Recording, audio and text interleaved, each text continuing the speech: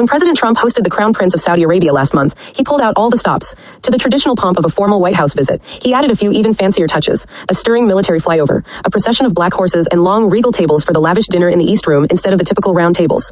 For surprised White House veterans who were paying attention, the unusual flourishes looked a little familiar. Just 2 months earlier, King Charles III of Britain welcomed Mr. Trump for a state visit that included, yes, a stirring military flyover, a procession of black horses, and a long regal table for the lavish dinner in St. George's Hall at Windsor Palace. In his first year back in office, Mr. Trump has unabashedly adopted the trappings of royalty, just as he has asserted virtually unbridled power to transform American government and society to his liking. In both pageantry and policy, Mr. Trump has established a new, more audacious version of the imperial presidency that goes far beyond even the one associated with Richard M. Nixon, for whom the term was popularized half a century ago.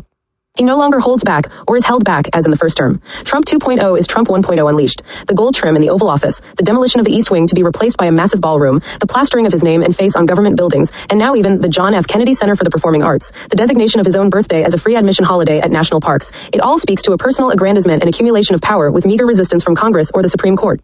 Nearly 250 years after American colonists threw off their king, this is arguably the closest the country has come during a time of general peace to the centralized authority of a monarch. Mr. Trump takes it upon himself to reinterpret a constitutional amendment and to eviscerate agencies and departments created by Congress. He dictates to private institutions how to run their affairs. He sends troops into American streets and wages an unauthorized war against non-military boats in the Caribbean. He openly uses law enforcement for what his own chief of staff calls score settling against his enemies. He dispenses pardons to favored allies, and he equates criticism to sedition punishable by death.